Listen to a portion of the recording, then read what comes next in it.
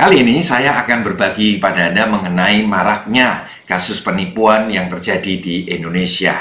Seperti yang Anda ketahui, banyak dari masyarakat yang merasa dirugikan dan akhirnya demonstrasi ya, dan suara mereka didengar. Beberapa afiliator itu bahkan sedang dalam kasus ya, menjadi tersangka. Nah, saya ingin membahas justru di faktor kenapa banyak dari manusia yang bisa terjebak ke dalam hal-hal dunia-dunia yang seperti ini. Nah, sebetulnya ini bukan kejadian yang pertama. Sejak saya tahun 2001 berkecimpung di dunia bisnis sudah banyak ya. Sebetulnya kejadian seperti ini termasuk mulai dari money game, bank gelap, arisan berantai yang saat ini menjelma menjadi sebuah investasi yang dimainkan dengan instrumen digital sehingga lebih kekinian. Dan intinya hanya satu.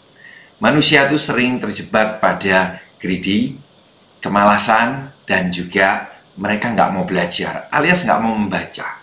Itulah kenapa akhirnya fenomena ini dimanfaatkan oleh banyak pihak yang melihat ya, mentalitas bangsa kita yang ingin sekali kaya cepat, tanpa kerja keras, modal kecil, kalau bisa langsung mendapat pelipat ganda hasil yang besar. Nah, itulah yang diinginkan oleh banyak orang di keadaan krisis saat ini.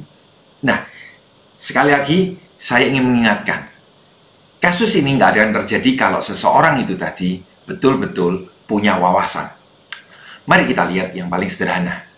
Kalau memang sukses itu bisa dengan jalan yang mudah, gampang seperti itu, maka orang-orang seperti Bill Gates, Warren Buffett, Elon Musk, Jeff Bezos, dan Mark Zuckerberg ya, mungkin setiap kali diwawancara dan memberikan speech gitu ya, mungkin mereka adalah orang pertama yang mengatakan sukses itu mudah, sukses itu gampang gitu ya, toh, dan lu nggak perlu belajar gitu ya.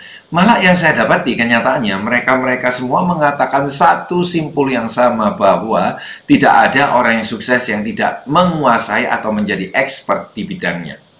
Termasuk saya melihat pada saat saya menjadi seorang atlet renang pada waktu masih muda ya, meskipun nggak sampai juara ke tingkat yang tinggi ya, tapi saya melihat sekali bahwa mereka-mereka yang juara karena mereka tentunya melatih dirinya. Ada sebuah proses yang sangat panjang untuk menjadi seseorang yang sukses di bidang apapun.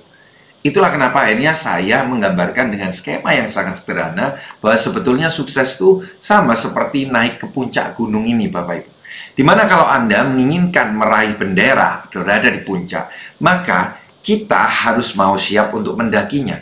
Dulu saya beranggapan bahwa mendaki gunung itu seperti dari sisi sebelah kiri ini langsung naik ke atas, dan kemudian akhirnya saya langsung di puncak. Saya berpikir seperti itu. Sampai akhirnya pada saat SMP, saya mulai nih masuk ke anggotaan untuk pecinta alam dan mulai naik ke gunung ya bersama teman-teman saya. Saya baru mendapati betul bahwa ternyata naik ke puncak gunung itu kita melewati jalan yang sangat berbeda dengan bayangan saya waktu itu.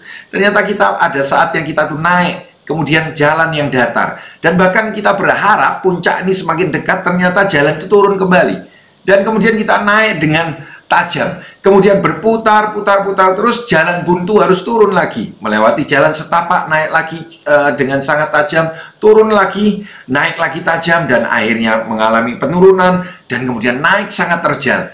Begitu akhirnya saya sampai di puncak gunung tersebut.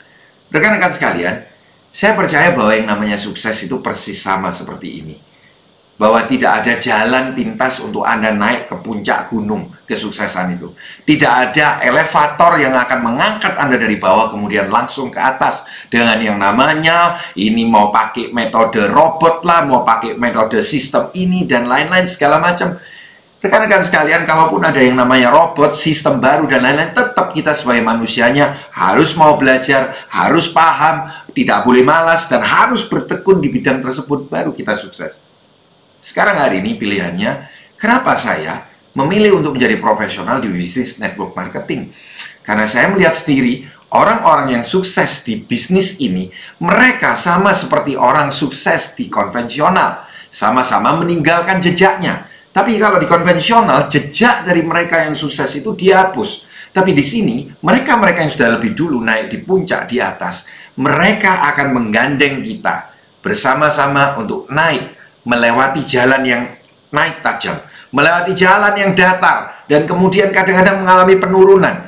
Mereka setia berada di samping kita untuk melewati setiap hambatan, kesulitan yang ada.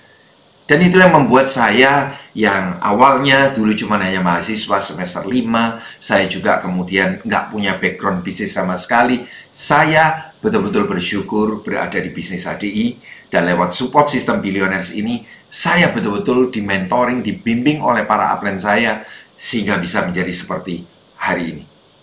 Jadi itulah alasan yang terpenting. Kalau Anda ingin menjadi sukses, carilah mentor yang betul-betul akan membimbing Anda. Mulai dari awal pertama Anda start sampai dengan ke puncaknya.